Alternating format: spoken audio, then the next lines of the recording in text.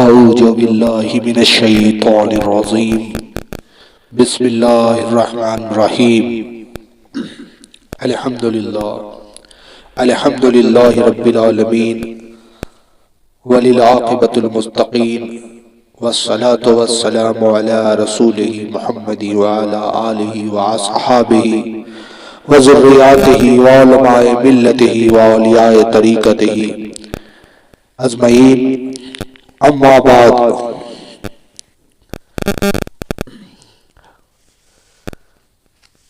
اشاء ربک مقاما محمودا،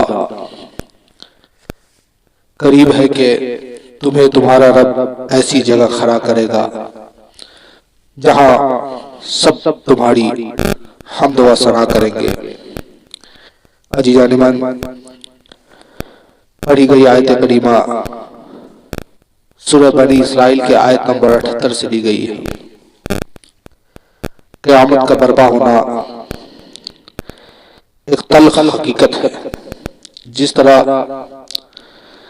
دن ڈھلنے کے بعد رات کا آنا اور رات کے گزر جانے کے بعد دن کا آنا ایک تلخ حقیقت ہے، اسی طرح قیامت کا برپا ہونا ایک تلخ حقیقت ہے۔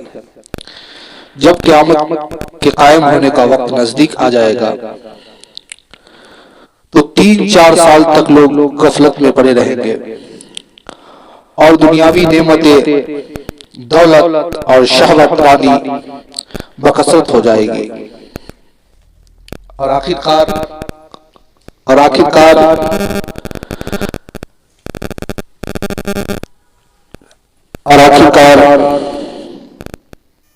وہ دن آ جائے گا جس کا خدا نے وعدہ کر رکھا ہے، یعنی قیامت کا دن۔ یہ دن جمعہ کا ہوگا اور محرم کی 10ویں تاریخ بھی ہوگی۔ صبح ہوتے ہی لوگ اپنے اپنے کاموں میں مشغول ہوں گے کہ اچانک ایک بار ایک لمبی آواز سنائی دے گی، یہی سور کا پھونکنا ہوگا۔ یہ آواز ہر طرف کے لوگوں کو یکساں سنائی دے گی اور لوگ حیران ہوں گے یہ کیسی آواز ہے۔ آہستہ آہستہ یہ آواز بجلی کی کڑک کی طرح سخت اور اونچی ہو جائے گی۔ انسان بے قرار ہو جائے گا اور جب آواز میں پوری شختی ہو جائے گی تو لوگ ہیبت کی وجہ سے مرنے شروع ہو جائیں گے۔ زمین میں زلزلہ آ جائے گا، اور اسی بات کو قرآن کریم نے فرمایا وَإِذَا زُلْزِلَتِ الْأَرْضُ زِلْزَالَهَا، اور اس زلزلے کے ڈر سے لوگ گھروں کو چھوڑ کر میدانوں میں بھاگ کھڑے ہوں گے۔ تمام وحشی جانور خوف کھا کر لوگوں کی طرف بڑھیں گے۔ اسی بات کو قرآن کریم نے فرمایا وَإِذَا الْوُحُوشُ حُشِرَتْ، زمین جا بجا شک ہو جائے گی، سمندر ابل کر قرب و جوار کی بستیوں میں جا چڑھیں گے، بلند و بالا پہاڑ ٹکڑے ٹکڑے ہو کر تیز ہوا کے چلنے سے ریت کی طرح اڑ پھریں گے، گرد و غبار کے اٹھنے اور آندھیوں کے آنے کی وجہ سے پوری دنیا تاریک لگ رہی ہوگی، اور سور کی آواز اور سخت ہو جائے گی، حتیٰ کہ اس کے ہولناک ہونے پر آسمان پھٹ جائے گا، ستارے ٹوٹ ٹوٹ کر ریزہ ریزہ ہو جائیں گے، اور دیکھتے ہی دیکھتے سب آدمی مر جائیں گے، اور آخر میں ملک الموت شیاطین کی روح قبض کرنے کی طرف متوجہ ہوں گے۔ یہ ملعون چاروں طرف بھاگتا پھرے گا، مگر فرشتے اسے آگ کی گرجوں سے لوٹا دیں گے اور اس کی روح قبض کر لیں گے۔ سکرات موت کی جتنی شختی، یعنی جتنی تکلیفیں پوری انسانیت کو دی گئی ہے، ان سب تکلیفوں کی مقدار اس اکیلے شیطان کو دی جائے گی، اور لگاتار مسلسل 6 ماہ تک سور پھونکا جاتا رہے گا، اور اس سور کے پھونکنے کے بعد نہ آسمان رہے گا، نہ ستارے رہیں گے، نہ پہاڑ رہے گا، نہ سمندر، نہ کوئی چیز۔ حضرات، الگرج ہر چیز نیست و نابود ہو جائے گی، فرشتے بھی مر جائیں گے، مگر 8 چیزیں فنا نہ ہوں گی۔ اول عرش، دوم کرسی، سوم لوح، چہارم قلم، پنجم جنت، ششم سور، ہفتم دوزخ، ہستم روح۔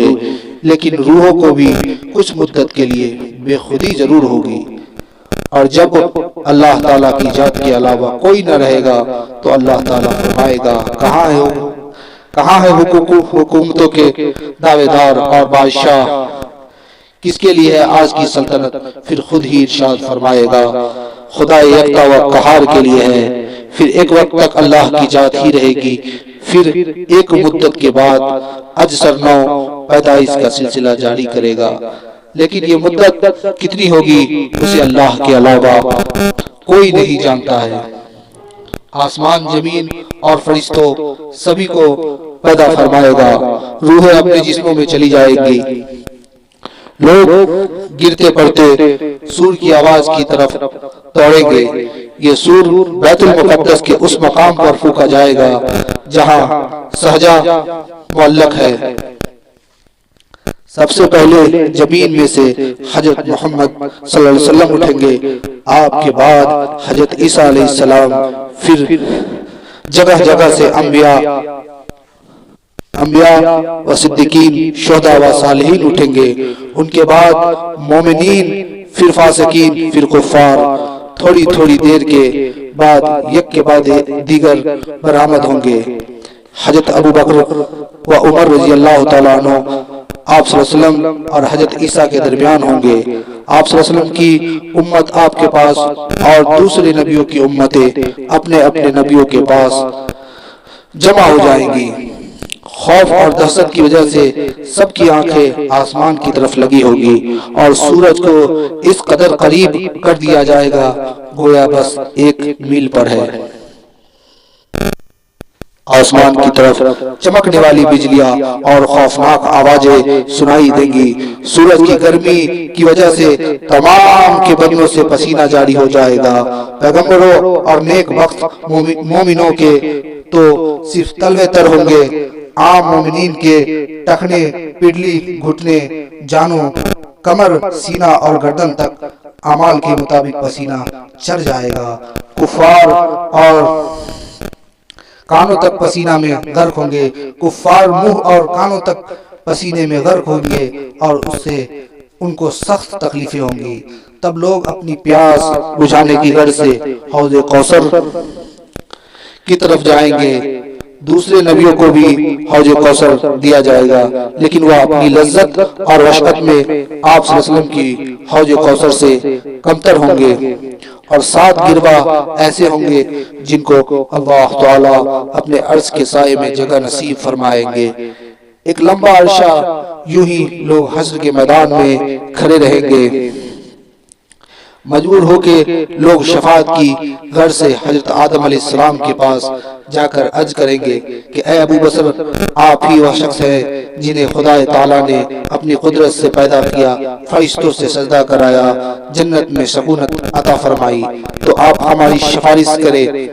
آپ فرمائیں گے کہ اللہ تعالیٰ آج اس قدر غضبناک ہے کہ ایسا کبھی بھی نہ تھے اور نہ آئندہ ایسے غضبناک ہوں گے، چونکہ مجھ سے ایک غلطی ہوئی ہے، وہ یہ کہ اللہ تعالیٰ نے فرمایا تھا اس درخت کے قریب مت جانا، باوجود رکنے کے میں نے گندم کا دانہ کھا لیا تھا، تو میں اس کی پکڑ سے ڈرتا ہوں۔ میرا مشورہ یہ ہے کہ تم حضرت نوح علیہ السلام کے پاس جاؤ۔ پھر اس طرح لوگ ابراہیم علیہ السلام، حضرت موسیٰ علیہ السلام، حضرت عیسیٰ علیہ السلام سے ہوتے ہوئے سب سے آخر میں شاف محشر صلی اللہ علیہ وسلم کی بارگاہ میں آئیں گے اور فرمانے لگیں گے آپ محبوب خدا ہے، خدا نے آپ کو اگلے پچھلے تمام گناہوں کی معافی دے دی ہے۔ لوگ اللہ کے عذاب سے ڈرے ہوئے ہوں گے، عرض ہے کہ آپ ہمارے لیے سفارش کر دیجئے۔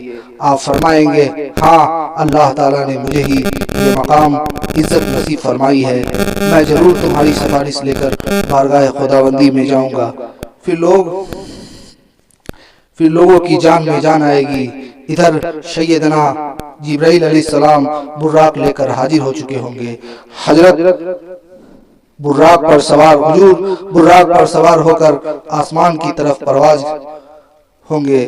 سب کی نگاہیں آپ کے روح انور کی طرف ہوں گی اور ایک دروازہ آسمان سے کھلے گا, اسی میں آپ داخل ہو جائیں گے اور اسی نورانی اور کشادہ مقام کا نام ہی مقام محمود ہے.